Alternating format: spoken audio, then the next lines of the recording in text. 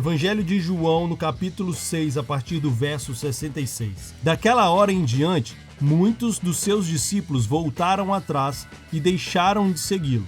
Jesus perguntou aos 12, vocês também não querem ir? Simão Pedro lhe respondeu, Senhor, para quem iremos? Tu tens as palavras de vida eterna.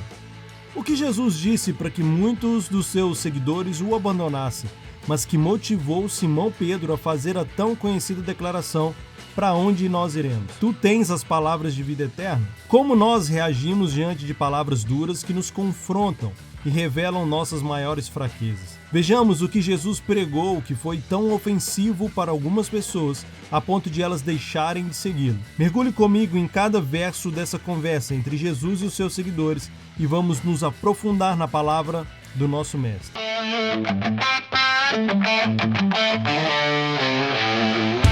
Voltando um pouco no Evangelho de João, no capítulo 6, a partir do verso 26. Jesus respondeu, a verdade é que vocês estão me procurando não porque viram os sinais miraculosos, mas porque comeram os pães e ficaram satisfeitos. Jesus está dizendo que os sinais são evidências de que ele é o Filho de Deus e que o povo não o seguia para conhecê-lo como tal, mas que estavam motivados pela abundância de pão, pela multiplicação do alimento. Em outras palavras, não seguiam Jesus por quem ele é, mas pelo que recebiam de bom. Isso é problemático em vários aspectos. Um deles é que Jesus sabia que segui-lo significava enfrentar um caminho de dificuldades, perseguições e lutas. O primeiro século da Igreja de Cristo seria marcado por sangue, prisões e martírios.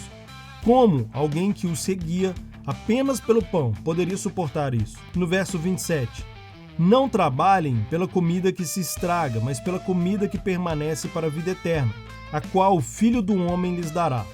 Deus, o Pai, nele colocou o seu selo de aprovação. Após demonstrar o erro de segui-lo pensando principalmente em coisas materiais e terrenas, Jesus agora instrui sobre a forma correta de seguir o Evangelho.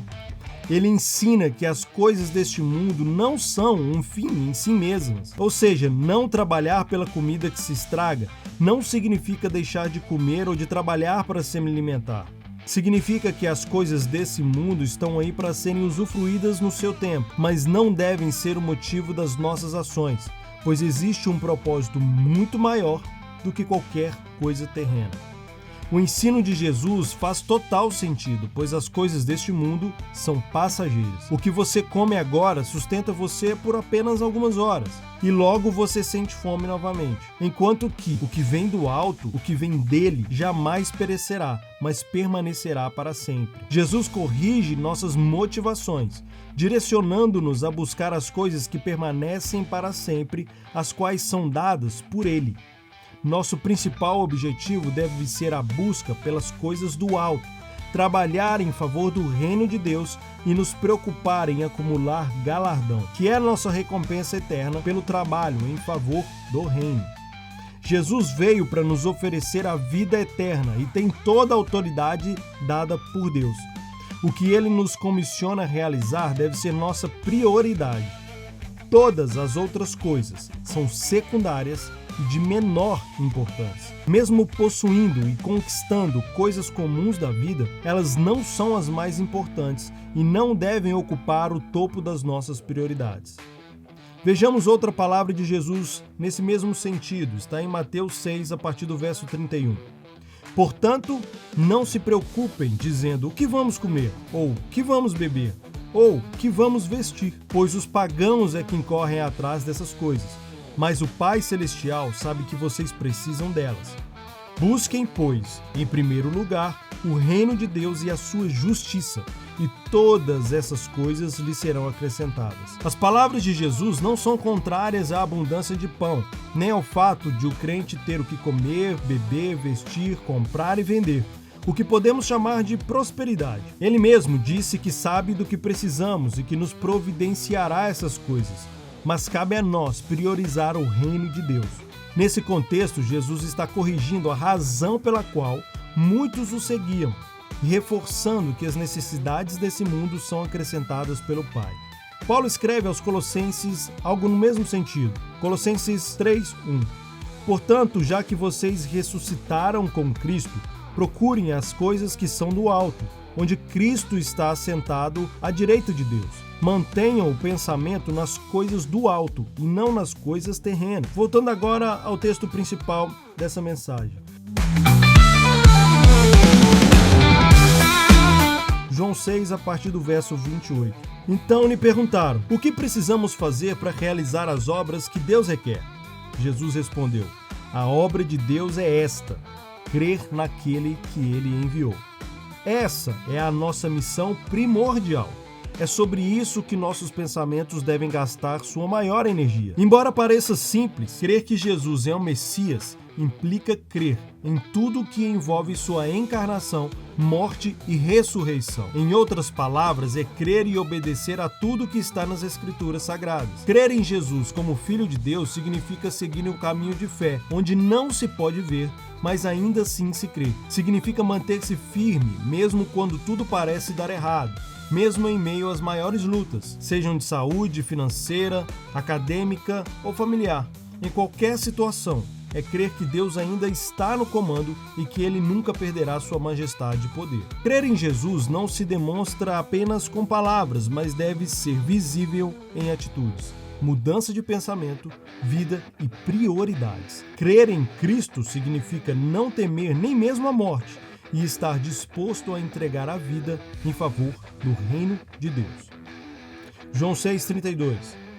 Declarou-lhes Jesus: digo-lhes a verdade, não foi Moisés quem lhes deu o pão do céu, mas é meu Pai quem lhes dá o verdadeiro pão do céu. Pois o pão de Deus é aquele que desceu do céu e dá vida ao mundo. Moisés orou, intercedeu pelo povo e foi um grande líder, mas foi Deus quem deu o sustento. Jesus ensina ao povo que, embora Moisés fosse quase venerado, o que recebemos nessa vida não nos foi dado por homem algum. Portanto, não podemos idolatrar ninguém ou colocá-lo no lugar que pertence a Deus. Jesus é o maior de todos os milagres e é por meio dele que recebemos a vida eterna. O que é mais importante? O pão que comemos todos os dias ou a eternidade ao lado do Pai Celestial? O que devemos valorizar mais? Os milagres que recebemos de Jesus ou o próprio Jesus, que é capaz de realizar qualquer milagre? Continuando, João 6,34. Disseram eles: Senhor, dá-nos sempre desse pão. Então Jesus declarou: eu sou o pão da vida. Aquele que vem a mim nunca terá fome. Aquele que crê em mim nunca terá sede. Mas como eu lhes disse, vocês me viram, mas ainda não creem. Todo o que o Pai me der virá a mim, e quem vier a mim, eu jamais rejeitarei. Se estamos buscando a Jesus, é porque o Pai nos escolheu antes disso. Todo o mérito é dele. Não importa quem você é ou qual foi o seu passado, Jesus jamais o rejeitará. No nosso contexto, essas são palavras de grande beleza, mas para os judeus da época, que acreditavam que somente eles eram um povo escolhido de Deus, imaginar que Jesus acolheria qualquer pessoa que o buscasse, inclusive povos que antes adoravam falsos deuses, soava como uma verdadeira afronta. Para que você entenda o impacto do que Jesus estava dizendo, pense na pior pessoa que você já conheceu ou ouviu falar. O que Jesus está afirmando é que ele morreu também por essa pessoa que você pensou. E que o seu amor é tão vasto que o maior desejo do seu coração é resgatar até mesmo essa vida. Agora imagine se Jesus lhe dissesse que, no dia da ressurreição de toda a humanidade, Hitler estaria entre os salvos, porque, no último instante, ele se arrependeu de seus pecados. Não estou afirmando que isso aconteceu, longe disso, mas quero que você compreenda o nível de choque que as palavras de Jesus provocaram. Continuando no texto, João 6,38. Pois desci do céu, não para fazer a minha vontade, mas para fazer a vontade daquele que me enviou. E esta é a vontade daquele que me enviou, que eu não perca nenhum dos que ele me deu, mas os ressuscite no último dia. Porque a vontade do meu Pai é que todo o que olhar para o Filho e nele crer tenha vida eterna, e eu o ressuscitarei no último dia. Se Jesus, como Filho de Deus, não buscou fazer a própria vontade, mas a vontade de Deus Pai, que o enviou, por quê? Como discípulos de Cristo e enviados por Ele, não deixamos de lado a nossa vontade para realizar a vontade de Deus? Ele está confrontando seus seguidores, desafiando-os a abandonar suas próprias vontades e convicções para seguir Jesus, mesmo quando isso vai contra a própria razão. coisas extraordinárias frequentemente acontecem em meio ao caos e dificuldades. Um povo que está preso às suas próprias vontades não é capaz de superar as provas que virão no futuro da igreja e dos verdadeiros discípulos de Cristo. Partindo agora para os últimos versículos. João 6, a partir do verso 60. Ao ouvirem isso, muitos dos seus discípulos disseram: "Dura é essa palavra. Quem consegue ouvi-la?" Sabendo em seu íntimo que os seus discípulos estavam se queixando do que ouviram, Jesus lhes disse: "Isso os escandaliza? O que acontecerá se vocês virem o Filho do Homem subir para onde estava antes? O Espírito dá vida, a carne não produz nada que se aproveite. As palavras que eu lhes disse são Espírito e vida.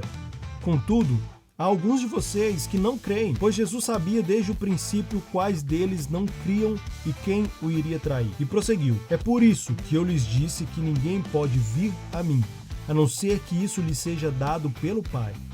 Daquela hora em diante, muitos dos seus discípulos voltaram atrás e deixaram de seguir. Jesus bateu forte, entre aspas, nesse momento. Percebendo que muitos já não suportavam os seus ensinamentos, ele explica que aqueles que não conseguem resistir o fazem porque Deus não lhes concedeu a capacidade de suportar. Jesus está eliminando qualquer mérito humano, atribuindo toda a glória a Deus. Enquanto ele adverte aqueles que estão prestes a desistir de que não poderiam resistir, pois não receberam a força divina para isso, também afirma aos que permanecem que a razão da sua perseverança não é a sua própria força, mas o fato de que Deus os está conduzindo.